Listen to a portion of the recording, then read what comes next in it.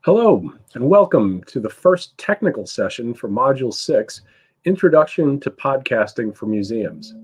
This webinar is brought to you by the Digital Empowerment Project, a nationwide initiative organized by the 6 U.S. regional museum associations and dedicated to providing free, self-paced training resources for small museums. This inaugural series of online trainings focuses on digital media and technology topics, and it's made possible by funding from the Institute of Museum and Library Services. My name is Dan Yeager, Executive Director of the New England Museum Association. My pronouns are in the he/him series, and I am your host for today's program. In this era of virtual meetings, when digital spaces may substitute for our physical sense of place, it's important to reflect on the land we each occupy and honor the indigenous people who have called it home. I'm speaking to you from Swampscott, Massachusetts, north of Boston, the historical homelands of the Massachusetts peoples. Wherever we are each located, let's acknowledge all indigenous nations as living communities, their elders, both past and present, as well as future generations. We, the Digital Empowerment Project, recognize that our organizations and those of our members were founded within a colonizing society which perpetuated the exclusions and erasures of many Native peoples throughout the United States and beyond. We ask you to reflect on the place where you reside and work, and to respect the diversity of cultures and experiences that form the richness of our world and our profession. Thank you. And now for a few housekeeping notes before we introduce today's presenter and dig into the content. If you have questions or comments during today's webinar, please use the chat box and we'll relay your thoughts to the presenter toward the end of the program. We'll address as many of your questions as time allows, but if you have additional questions after the program, we suggest that you visit our website, museum-hub.org, and connect with our online community forum.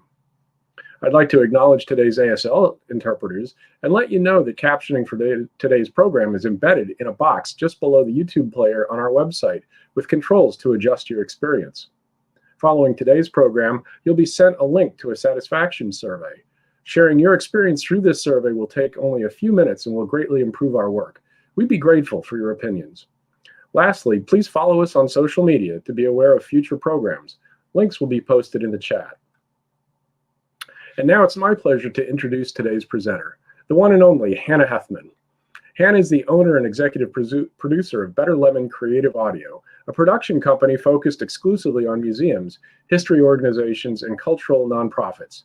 She's the author of the popular handbook, Your Museum Needs a Podcast, a step-by-step guide to podcasting on a budget for museums, history organizations, and cultural nonprofits. She's a 3-time winner of the AAM Muse Awards for podcasting, and her first podcast has been selected for collection by the United States Library of Congress. Hannah lives and works in historic Greenbelt, Maryland. Hannah, thanks for being here. Over to you.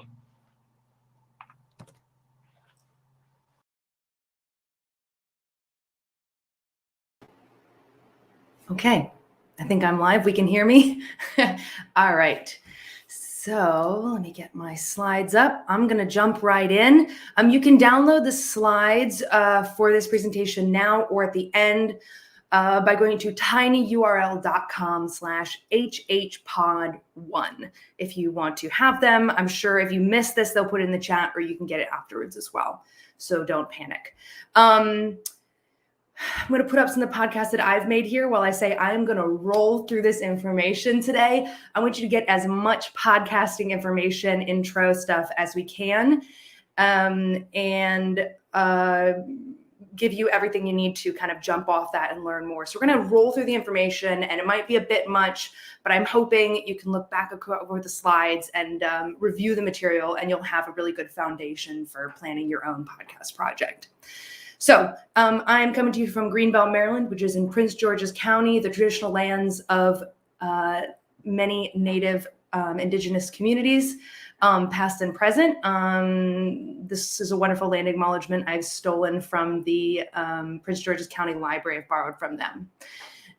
So what we're going to cover in this webinar is what is a podcast, why should museums podcast, how to develop a show concept, right? Like what should you podcast about? We're going to go over a production overview, so an overview of the basic steps of podcasting. And then we're going to go over publishing, distribution, and marketing. very briefly. I wish I could get more into it, but I don't think we can in the time we have. In the next two webinars, in webinar 2, we're going to cover episode planning, mics and other equipment. We're going to go a lot more in detail there, recording your show and writing a script. And then in webinar 3 in 2 weeks, we're going to cover what software and tools to use for editing, principles of great editing, basically kind of basics of using any editing software, where to find music and sound effects, when to outsource your editing and production, and kind of collaborative production models. What if you don't want to do it all on your own, for example? So let's start with intro to the podcasting as a medium. What is podcasting? Who listens? And so on. So a podcast, we got to do the dictionary definition first. Starting my middle school essay, what is a podcast? The dictionary defines, a podcast is a free radio show delivered on demand over the internet using RSS technology. So that RSS feed is important. It means it's not an MP3 hosted on your website. You could call that a podcast, but in terms of best practices. And yes, there are some platforms that have started to charge for podcast access, but by and large, it's still a free medium. And the RSS is important because it means it's distributed across multiple platforms. So it's really hard to kind of paywall podcasts, which is what I love about them. So the way podcasting works, I'm not going to get too technical here, is me in my banana suit. I make an amazing podcast. And then I use a podcast hosting provider like Blueberry or Libsyn, and we'll get more into those later. And they do is they create an RSS feed, this kind of code, as you can see up at the top of the screen there. In the good old days, which is way before I was podcasting, you'd have to write your own RSS feed code in order to push it out to podcatchers, but you don't have to anymore. They will automatically create that code and push it out to SoundCloud, Spotify, Apple Podcasts, Google Podcasts, wherever people are listening to podcasts. And that means all you have to do is upload your podcast to the hosting provider, the MP3, and boom, every time you have a new episode, it goes automatically out to all these platforms, which means you can have a podcast that updates regularly on Spotify alongside the most popular podcasts in the world. So that's pretty exciting. That's one of the things I really like about podcasting. There are a lot of different genres and subgenres of podcasting. So I want to kind of throw a bunch of museum podcasts and museum-esque podcasts, related adjacent shows at you to kind of illustrate some of the many types of shows you could be thinking about making. So there are personal and intellectual journeys like Q&A or Texas Story podcasts that kind of ask big questions and go on journeys to find them. There are true crime museum podcasts like Last Seen, which is a museum theft, or Finding Van Gogh, another one about museum artwork being stolen.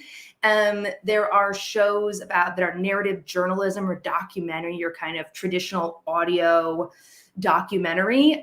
Sparrow's Point, American Steel Story is an incredible podcast from the Baltimore Museum of Industry, Distillations from the Science History Museum.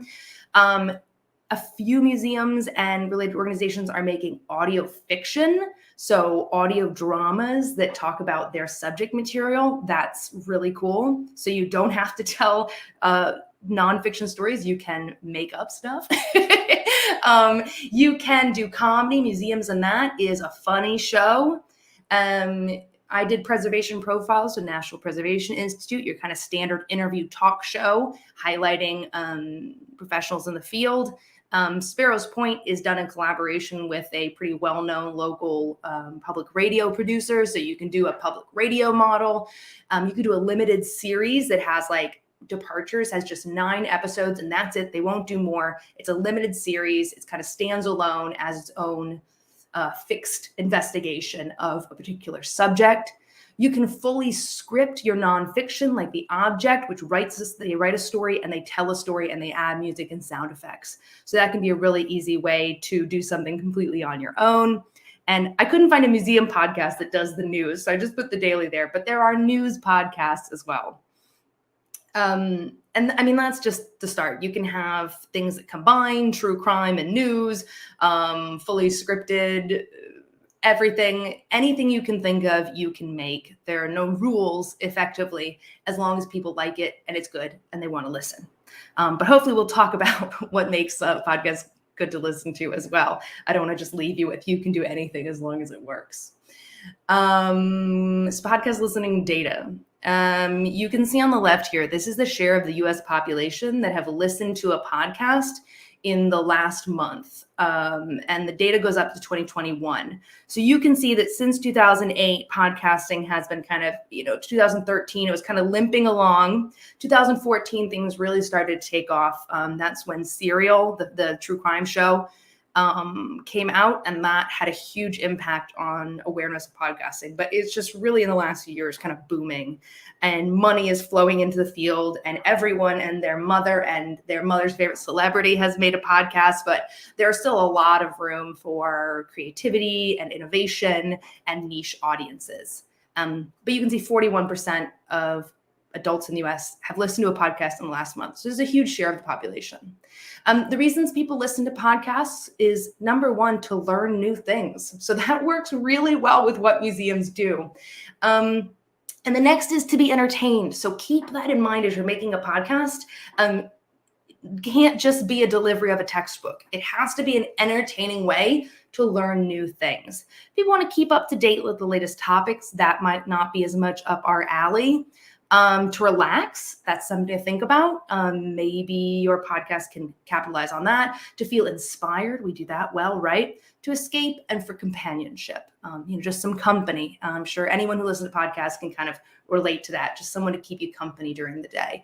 And it's a cool idea that the museum could be the one keeping you company. If your museum could keep people company during the day, what a lovely service to offer while advancing your mission. Podcast listening data, some more on that. Here is from 2018 and 2021, age groups. So you can see the largest age group in this year is people 12 to 34, but still people 34 to 54 and even 55 and over. About a quarter of them have listened to a podcast in the last month. So podcasting really spans a lot of age groups. The younger you get, the more likely you are to get people. This 12 to 34 is a huge age range. I'm thinking most of that listening is, 18 and up. Younger people are starting to listen to podcasts more, but millennials love podcasts. And then podcast diversity by listening audience. So you can kind of see here that podcast listening is pretty evenly distributed across the population.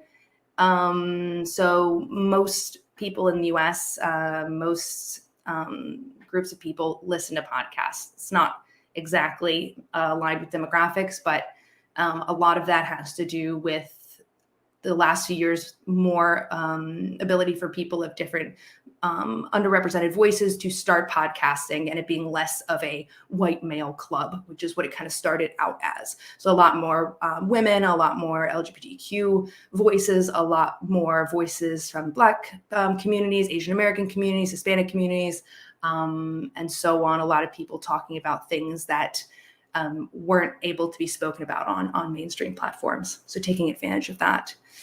So let's talk about why should you podcast. Content-wise, here are a few reasons why to podcast.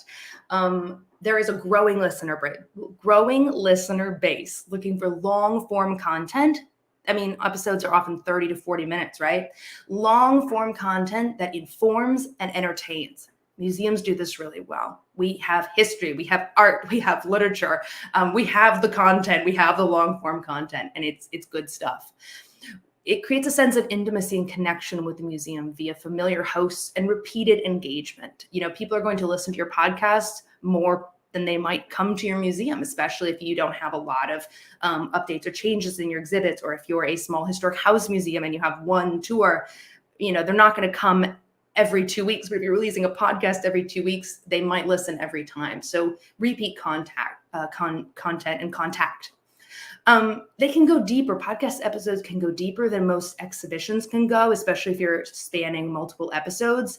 And they can ask nuanced questions and wrestle with big ideas in a way, in a depth that might be hard to fit onto even the best written panel or best written text, or even in the limited time and space of a tour. So it allows you to really go deep and get nuanced.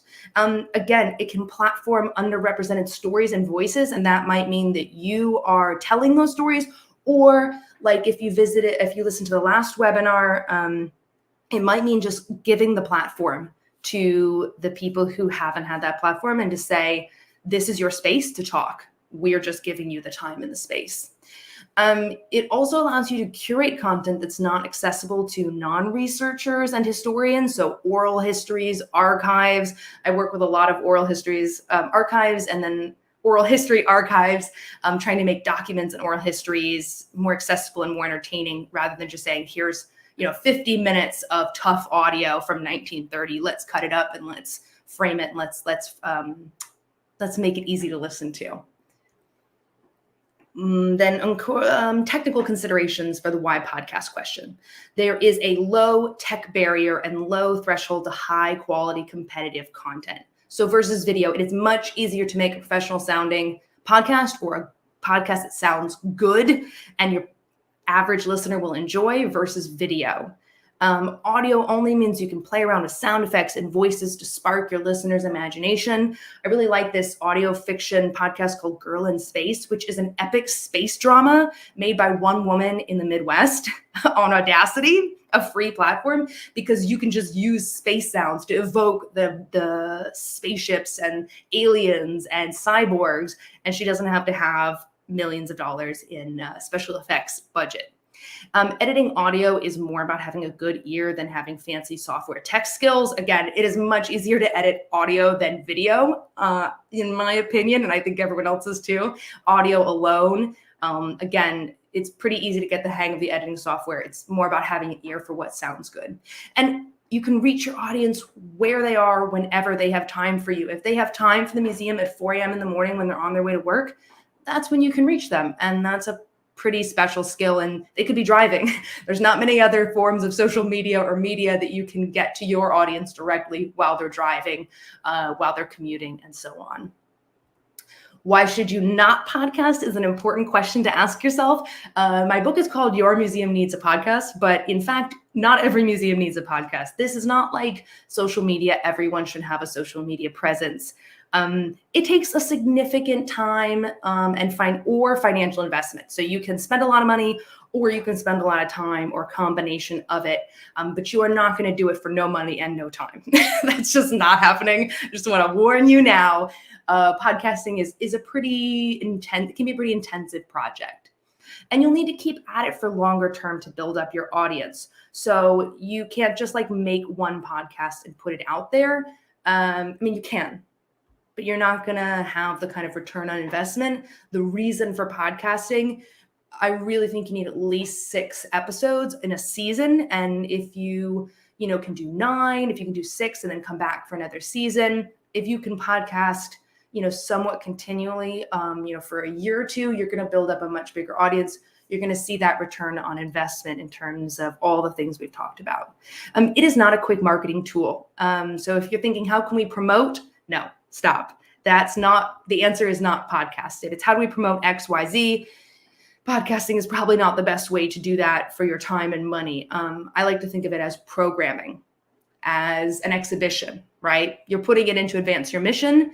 It's usually not going to return you direct money or promotion or sales or ticket sales to make it worth the time and effort. Now, over time, it might increase those things, but that's not the primary reason you should be podcasting. It won't be effective that way. So that's the kind of the why, briefly, the what. Let's talk really quickly about podcast production, kind of overview of everything involved. And we'll get into more of these in the other webinars. So you kind of got 5 stages to podcast production. Here's my little flow chart. Planning. You have to plan. This is really important. Decide what you're going to talk about, how you're going to talk about it, have a strategy. 2, recording. You got to record some audio. 3, you got to edit it, make it sound good, add some music, add some sound effects if you want. 4, distribution, that RSS feed going out via your podcasting host to Spotify, Apple, whatever. And then marketing. 5. I'm including this because this is an important stage in podcasting. If you make a podcast and you put it on the internet, people will not necessarily come. You really need to market podcasts. There is no algorithm for delivering podcasts in any of the podcatchers. It's really first come, first serve. So if people are subscribed to This American Life and your podcast is the most recent episode, that's going to be at the top of their podcast list. So the goal is to use marketing to get people subscribed and then keep them engaged with good content. Means you can reach them at the same level. You're right up there with popular shows, but you have to reach people first and have to convince them to try your podcast and then to subscribe. Okay, so we're gonna skip over planning and come back to that in a second.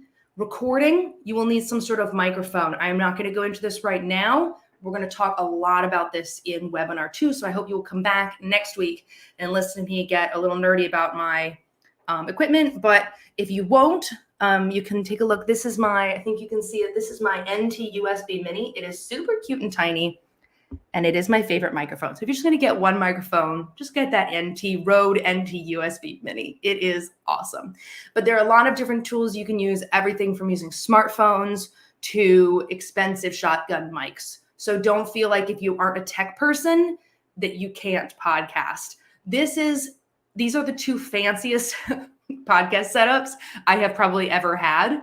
And you can see neither of them is that crazy. It's really just microphones plugged into a handy recorder, microphone plugged into a laptop. Sometimes these days in the pandemic, it's really just a decent microphone on the desk and an online recording platform, and then people doing a backup on their smartphone voice memo app. So again, we'll go into that more in the next webinar, but don't be overwhelmed by that wall of microphones I just showed you. It's not that complicated. Tech is surprisingly not that important. You just got to get to a certain threshold of audio quality. Part of your recording phase might be writing and recording a script, whether that's the entire thing. You could be recording interviews, but you can also be recording your narration. So these are just some screenshots from scripts that I have. On the left, the pink is the transcription. And the italics, I always write my script in italics so I can tell the difference. And I like to work these up in Google Docs. And this lets you either in a longer episode of more documentary style, you might switch between narration and interview to kind of break things up and explain and extrapolate to interpret the audio. Or on the right is a podcast where we just have a brief introduction that's basically the same in every episode with a little variation on a theme. And then there's the audio interview between the host and the guest, and then a little outro at the end. So your narration could be small, but you're probably going to need at least a little bit of narration in your podcast just to open and close it. So you'll need to write and record your script. Phase 3, you're going to edit your podcast with a DAW, Digital Audio Workstation.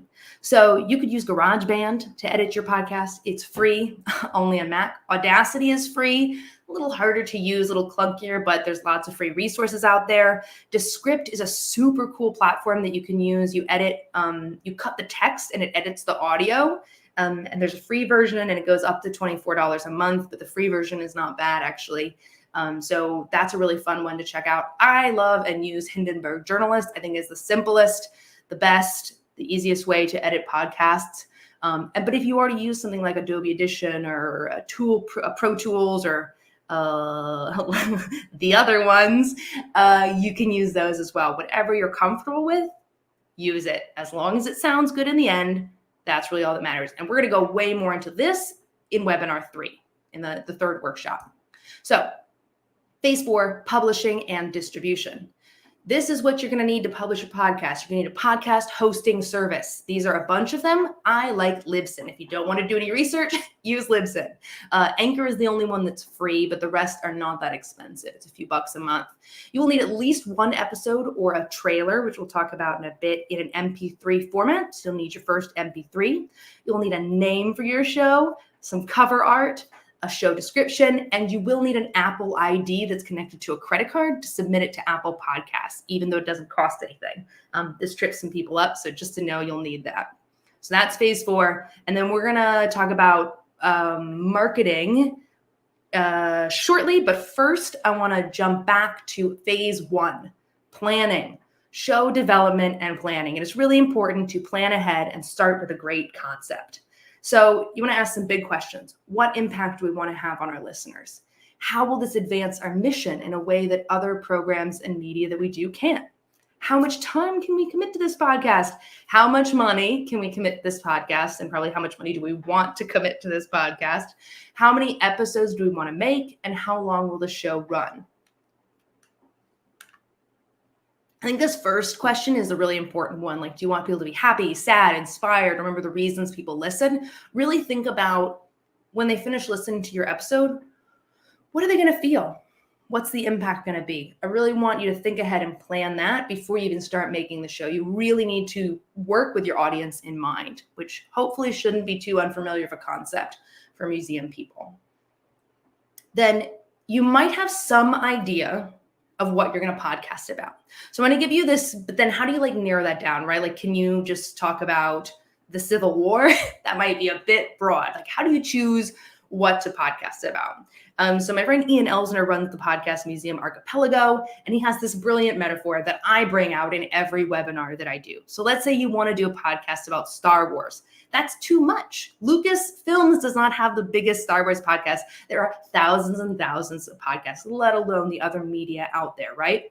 So you need to niche down and find a specific part of that universe to focus on. So let's say you're like, okay, I'm going to make a podcast about Ewoks.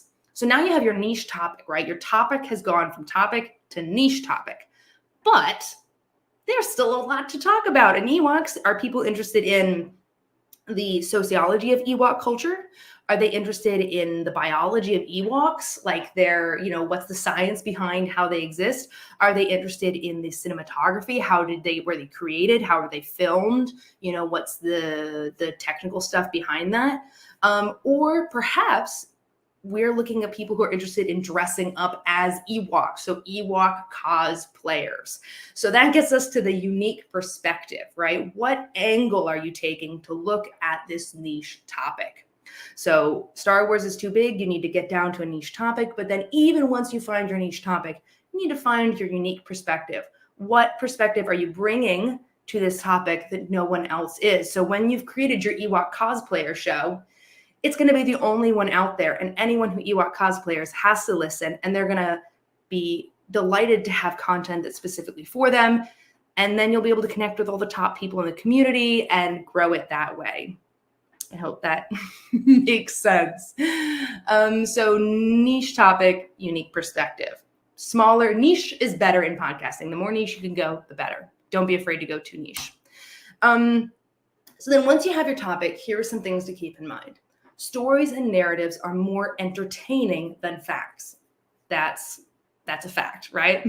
Stories and narratives are more memorable than facts. That's a scientific fact, and I can't go into it too much here, but believe me, I've read some books on it. I've looked at some NPR stories. I'm 99% sure that that's the accurate science here, that stories and science narratives is how we remember things. It's how we think. It's how our brain works. So if you want someone to remember the story, remember the history that you're telling them, framing it as a story or a narrative is important. And you can think about it this way. Stories are things that happen to a character in a story. There's a beginning, a middle, and an end. So fiction is almost always a story. A narrative may not have a beginning, middle, end, but there is a sequence of actions. So your NPR radio story is usually where they go a little bit longer. There's a sequence of actions. Things are happening. It's not just the section where they say this happened, this event, the bullet, anything more than the headline, right? We're kind of drawing out, explaining what happened, giving a sequence of actions. So to try and explain that a bit better, there are a lot of different types of narrative you can use. So when you're planning your podcast, you have your topic. What are you going to talk about in that topic? I really, really want you to think about stories and narratives. So there are story narratives, you have a story arc, things happen. There's a character, there's a happy ending. You might have an explanatory narrative where someone travels from point A to point B, and along the way we learn stuff.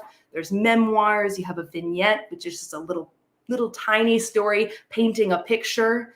There's bookend narratives where you tell a little bit of story, explain things in fact, and then bookend it with a little bit of story. which I put on the slide twice, and a narrative interview. So even if you're doing an interview podcast, you want your guest to be telling stories. So on one hand, you can tell the story. On the other hand, your guest can tell the story. So when you're asking questions, you might say, tell me the story of how you came to be the person in charge here. And they will tell you that story rather than, what is your job title? I am the person in charge. That's a fact. But the story of how they came to be there, that's a narrative. So think and think and think, where's the story? Where's the narrative in this history? How can I make this into a familiar format? And I'm putting this book here because I'm just like glossing over the surface of this, but this book will allow you to go much, much deeper into how to make nonfiction compelling, which will also help you if you're a history museum or an art museum in talking about your other content. So I just highly recommend this book. Here's another way to think about it. Again, I'm just throwing these ideas at you to get your brain thinking. What is a story? So this is from Out on the Wire, which is another great book. So the formula is this. I'm doing a story about X, the topic. And what's interesting about it is why. I'm doing a story about the Civil War. And what's interesting about it is that we're telling the story of Jewish Civil War veterans that nobody knew about before until we found this record. And that's an actual project that's going on that I got heard about recently. That's really interesting. I'm doing a story about the Civil War, and what's really interesting about it is we're talking about how medical advances in the Civil War advanced modern medicine and are still impacting us today. So if you're just doing a story about X and you don't have the what's interesting, the why, that's where your story is going to fall flat. That's where your podcast is going to fall flat. So really write down this formula and try to apply it to your show concept. And then we'll talk about episode planning a bit more in the next webinar, but episode planning as well. You have to have some sort of story going on your podcast to get people from the beginning to the end. Otherwise, you might as well just print up a blog and let them read the facts and write them down. Then you have to think about consistency. What is going to keep your audience coming back over and over and over? What is that familiar something in your show that from each episode to the next, they're going to say, I love this show because in every episode, this happens, or I get this perspective. So it could be a reliably entertaining or informative host, like Ologies, the podcast with Ali Ward, or By the Book. These are two of my favorite podcasts. I know these hosts are funny and insightful and wonderful, and I'm just going to feel like I love them and they are brilliant every time. I always want to hear their perspective. Those shows also have a familiar format. In each episode, they do the same thing. Ologies, in each episode, she asks serious and silly questions to a different kind of scientists. I'm going to get a predictable format. I know what's happening. And in By the Book, in every episode, these two hosts are going to try to live by the rules of a self-help book and then come back and report how it went. So I know what's happening. I don't know exactly the content, but I know it's a familiar format. I know what I like. It could be a totally fresh approach to a familiar subject. Ologies is a funny and silly and irreverent way to look at science. In a way that not a lot of their shows are. Now, you could also keep your audience coming back by wanting to know what happens in the end of each episode, the end of the series. Wind of Change is a fantastic series that asks the question, did the CIA write the famous Scorpion song, Wind of Change, to try and take down the Soviet Union?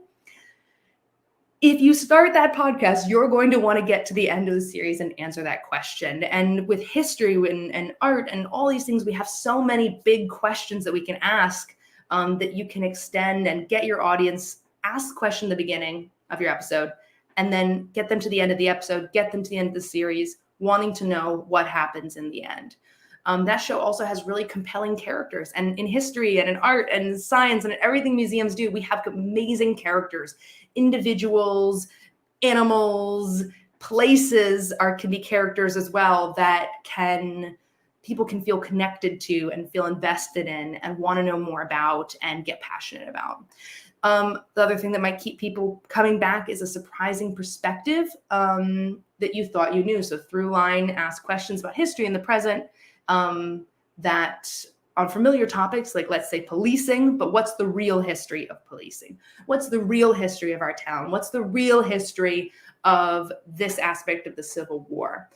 So they might come and say, the topic is always familiar, but I learned something new and I learned to see it from a different angle every time. So consistency, what will keep people coming back each episode? Okay, so that has been a ridiculously brief look at story and show development.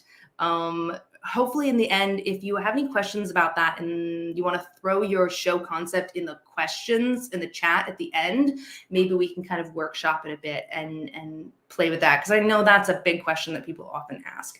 But due to time constraints, we're going to continue on to distribution and marketing. So, finding my place. The things that you will need to distribute and promote your show is branding. So you need a title, and your title needs to tell the potential listener as much about the show as possible. So Chasing Cosby in the top left corner there, I'm pretty sure we can all figure out what that show is about. That's brilliant cover art, brilliant title as well. So your cover art likewise should grab their attention and be easy to read in a thumbnail size. That's really important. It should be small and convey the mood and the tone. So that episode, that cover art is amazing. Chasing Cosby, the darkness of it, the bright sweater that's iconic. Art Matters, that's a fun, exciting artwork that makes me interested. Getting Curious with Jonathan Van Ness is a great title, and his silly face there, his little silly face, lets you know that this is going to be not so serious of a show, right? There's going to be a little humor in it. I love The Hidden Island is from Prince Edward Museums in Prince Edward Island in Canada, and that's just a beautiful cover art that kind of suggests mystery and makes me want to listen. I don't know, it's just beautiful. So your description of your podcast is like a book jacket blurb. So the description tells the listener what they will get if they listen. It teases exciting things, it intrigues them. Do not neglect this step. I am going to spend an extra 10 seconds of my webinar time here to tell you, do not neglect this step. I see so many museum podcasts, they put all this effort into their show, and then they put it up, and they might have artwork that did not get the attention it needs, and a description that is, this is a podcast from so-and-so museum, which is a huge waste of space. If you wrote a whole book and went to the effort of publishing it, you would not put any old cover and any old description that says, this is a book by the author. You would put a lot of work into that cover, a lot of work in that title, a lot of work into that description, because this is one of the ways you're going to get people to try your podcast and to subscribe. And that'll get you in their feed along with This American Life and other big shows, right? That'll help you be there for them every time you release an episode. Okie dokie. Moving on. You're going to need a homepage of some sort. You need a place for your podcast. It needs to live either on your website, or this is a website on the left that I made using the tool Pod Site from Radio Public. I didn't list this here, but it's Pod Site from Radio Public, and it's kind of like a ready-made podcast website that you can kind of pay for and just fill in the details, and it looks cool. You could have just a page on your website. You could do blog posts, whatever, but there needs to be a main place on your website where your listeners can access the podcast in its entirety, the links, the extra materials, right? In other words, make it easy to find your show and make it easy to share your show, right? Don't make people go, what's the real link for this? It should be obvious. And then for each episode, you may want to release show notes. So an individual blog post or a page for each episode with episode details, transcript, photos, links, etc. Transcripts are really important for accessibility. I really recommend including a transcript with every episode. And what you can do with the transcript is you can turn it into a blog post. You can post it right into the text of the website as, on the bottom, so that it also acts as like SEO for people are searching for Jewish soldiers in the Civil War, and you've created a podcast episode about that. Your transcript if it's searchable on the website, if it's accessible by Google, will help direct people to your podcast if they're looking for that subject. So I did a podcast about Iceland, and a lot of people searching for Icelandic museums have found my show because of the SEO thing, because the words were all over my website. So a transcript really helps with that. So that's an added bonus beyond the accessibility concerns. You can do this just as a regular blog post. You can make sections on your website. You don't have to have a brand new website or anything, but try and don't neglect this step. I'm spending way more time on this end space here because I think a lot of museums make really great shows, and then they do not put the effort and time into marketing them and making them accessible, and thinking about the delivery. And then their shows aren't successful. And it's not because it's missing great content. It's because they haven't focused on that distribution and marketing stage. It's so important. So distribution, I mentioned podcast hosting. So I'm going to refresh this slide here. Once you have your show basically ready to go, or you're in the final stages of making it, you have your podcast website page that you've developed, you're basically ready to launch. That's when you need your podcast hosting service. So Blueberry, Libsyn, Spreaker, Buzzsprout, there are 1,000 of them, and they all do the same thing. So don't worry about doing too much comparing and contrasting. But podcast hosting platform, that's the important thing. Here are the steps for publishing and distributing your show, because this is the information you're not going to find anywhere else. So I'm going to roll through this. You can look at the slide to check it later. Choose your podcast hosting provider. You need to set up your show details on the podcast hosting provider and upload your trailer or first episode. Use the service's distribution options to submit your show to as many podcatchers as possible, Google, Spotify, etc. Once it's set up on there, you're going to grab your RSS feed, which is a URL, from the hosting service distribution section and submit it to Apple Podcasts via podcastconnect.apple.com. This is a very specific step I'm giving to you because it's really hard to find. It's very simple to do, but hard to find this information. 5, you're going to have to wait up to a week for your show to show up on all the podcast platforms. So plan that time in for your launch. It won't just show up instantly. You need to wait until it's fully up. After that, every time you publish an episode, it should be almost instantaneous. And then you can use this amazing website called pod.link to find all the links to the different platforms your show is on. If you're like, how do I get my Apple link? How do I get my Google link? Pod.link. This is an amazing tool, so write that one down. Once you've distributed your show, I skipped ahead. One of the best tools for launching your show is to create a trailer. And I'm not going to play this because we are running low on time. But if you look at any of my shows, you'll probably find trailers. This is about 3 minutes, 2 to 3 minutes of audio. And it's just the best clips from your show. Just grab the best set of snippets from your podcast, lay it over some cool music, add in a little bit of narration saying the podcast is going to be out it's coming out here if you want. Or you could just put the clips over audio if you want to be really bare bones.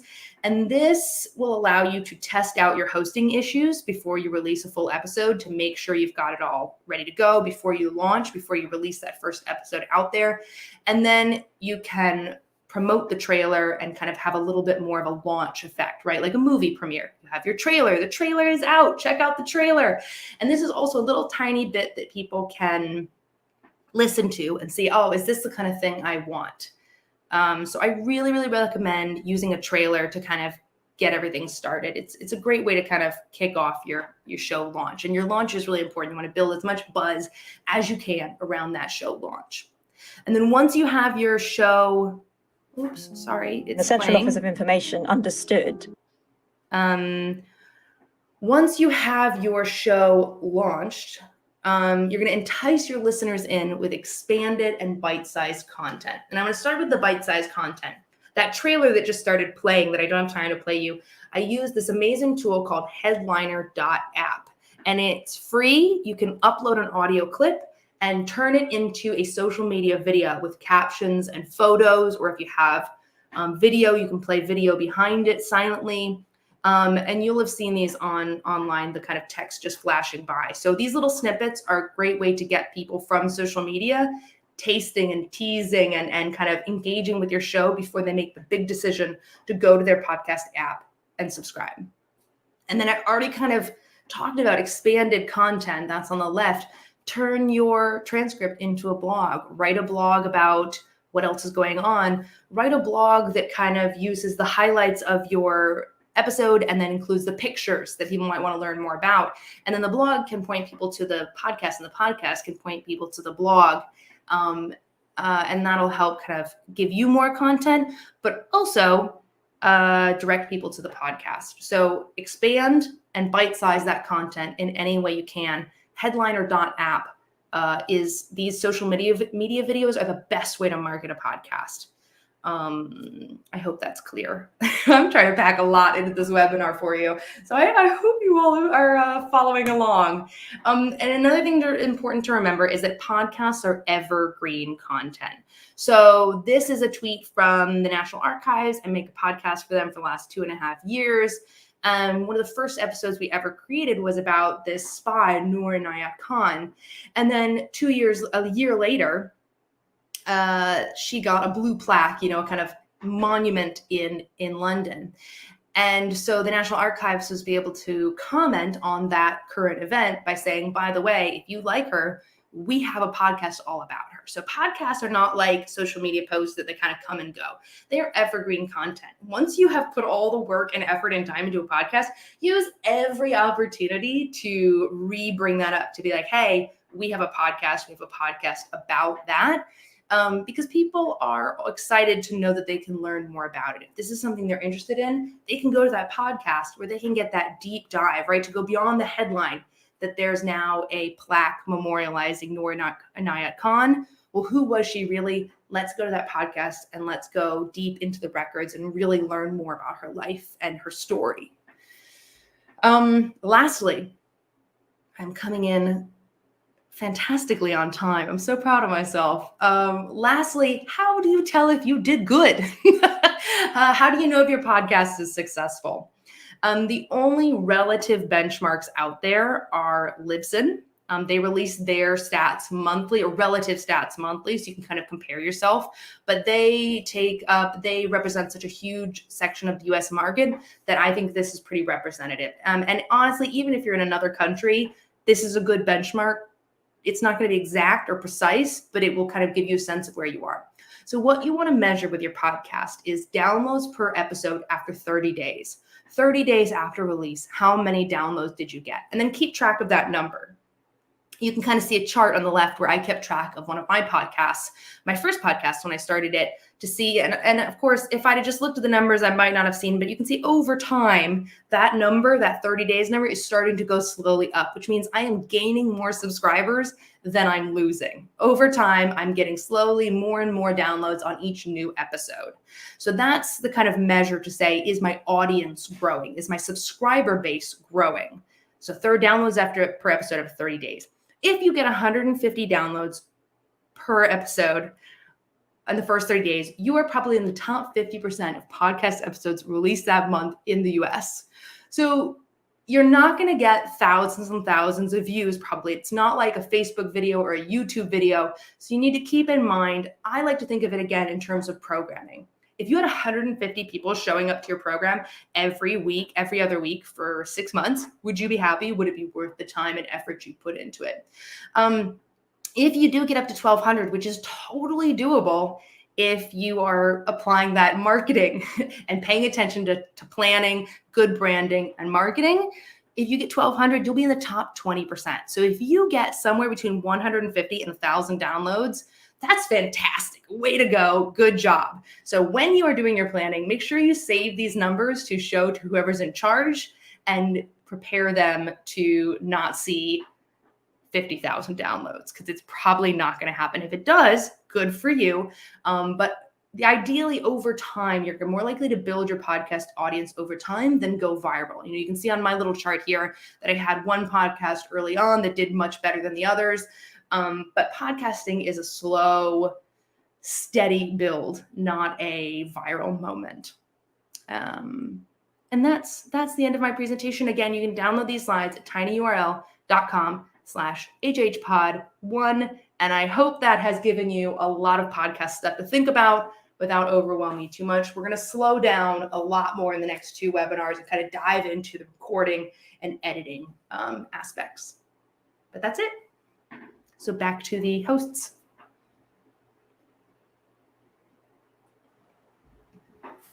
All right. Awesome. Thank you, Hannah. That was terrific. You can take another sip of your water or whatever it is you're drinking there. Slow down. We have a couple of minutes for questions, so add them to the chat if you'd like.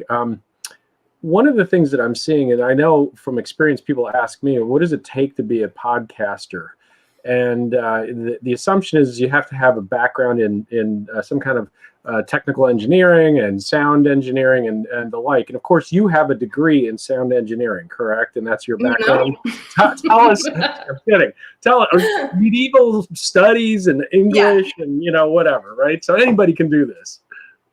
Yeah, I have a degree in English literature. Anybody, even someone with a literature degree. Right.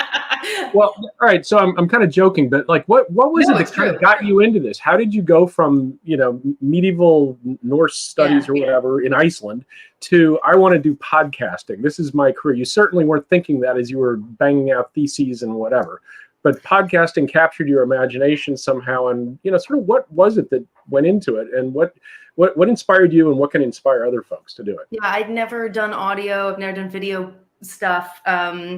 Just a lot of writing. I went back to Iceland after I did my master's for a Fulbright in Iceland, and I wanted to tell stories about museum culture in Iceland. I wanted to tell stories about the museums. There's all these weird and small museums, and I wanted to talk about them. I wanted to tell their story of what they are from the inside.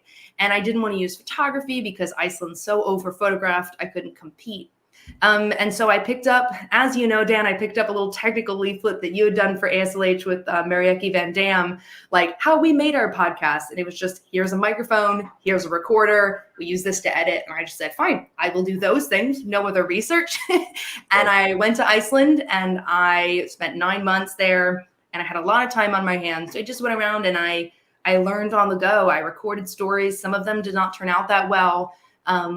But I found there was this amazing way to get really close and intimate with people and to really connect with them. And I just fell in love with that way of storytelling. And over the course of time, I kind of started looking more and more into tech and improving my tech game. But I started out by just picking up a microphone and a recorder and being like, yep, that sounds good enough. Let's go. And I think what worked was focusing on story and getting excited about how do I tell the story in a way that's really exciting and hasn't been done before. And how do I get my audio just good enough that people will be able to hear that story that I want to tell? And over time, I think my audio quality got much, much better. And now I'm a professional producer. But I still consider myself a tech minimalist, which is a fancy way of saying I don't like to research microphones. Like I will find a good one, and that's good enough. Well, one of the beauties I think of podcasting is that your audience sort of depends on what where you are at any given time. There's a certain casualness to it. When you start out, especially, there's a lot of forgiveness. It's like we're just kind of getting things rolling here. We're experimenting. And you do get better at it over the course of time. It's surprising how much you become more proficient at it and so forth, which is a good thing. How have you seen podcasts change over the last few years? I do know, listening now there is a certain level of sophistication, though, out there that is probably just generative over the course of time. But has podcasting changed? And another question is sort of, has the pandemic influenced how podcasting is being treated by museums? Yeah, I'm going to jump. I mean, I think podcasting, let's talk about the first one. Podcasting has become a lot more, maybe professionalized. It's become a lot more mainstream. And that means there's a lot more celebrities. Apple and Spotify are pouring billions into it. But I still think there's a lot of room for independent podcasting. And independent podcasting is more or less the same as it's been. People making audio documentaries are doing it the same way that NPR people have been doing it for many years. They're not going to be the flashy ones in the headlines that you see, unless they're true crime. But it's pretty similar to the way it's always been in that perspective. The pandemic has had a huge shift in podcasting because we are all doing it remotely. I got to update my book. I'm working on a second edition of my book because my book focuses all on in-person recording. And I haven't done in-person recording in almost 2 years now. And I'm realizing how there's so many more tools for doing remote recording. And it's so much simpler. And it's even less tech intensive. And I think overall, we've just all accepted a lower audio quality standard. And that's great for museums. That's great for independent podcasters. The minimum threshold that you need to meet has lowered. And people are more used to hearing that remote audio as long as it's done well. I'm still not telling you to put bad audio on your podcast. Right. But I think it's also opened up the world that you can interview anyone, anywhere in the world and make incredible connections. It's kind of brought podcasting up to where the rest of the internet has got us with making connections and meeting people all over the world. Right. Well, I really appreciated what you said, though, about you need to think carefully about it. Anybody can do it, but it's like you have to really be able to weave it into your mission. And also, it's not without time and cost. What, in your estimation, are, what's the go, no-go thing? When somebody's deciding, okay, we're going to do a podcast, what are the factors that you say, look, we just can't possibly do this because of X? Are there sort of common strands there? I think the presenters in the first webinar last week talked about this, that your format kind of has to be determined by your capabilities. So if you have 5 hours a week to dedicate to this, an interview podcast like the 5 playing questions that was talked about, that's a great, simple format to use. Don't go crazy. Keep it short. Keep it simple. And try it out. I think doing a pilot episode is a great way to, even if you don't publish it, is a great way to kind of get a sense for what the time and it will be involved. If you want to make something huge and you don't have the time or money, that's an issue. If you don't have any time to dedicate to it and you want to outsource it, then you have to have a budget. That's just, you have to do it. And you're going to be spending anywhere from $500 to probably $3,000 an episode, depending on what you're doing. I'd say 500 is probably thinking about a minimum if you want to hire someone external. I really feel like if you have some time during the weeks, if you have time and you have a good ear, now, of course, if you don't have a good ear, you probably don't know you don't have a good ear, but get someone else to listen. It can be really helpful to make it in a team, having someone else listen and give you feedback. I think time's the big one. It's going to take you time or money. That's just one or the other, and sometimes both. But if you have a lot of time, you can do it for basically free. Yeah.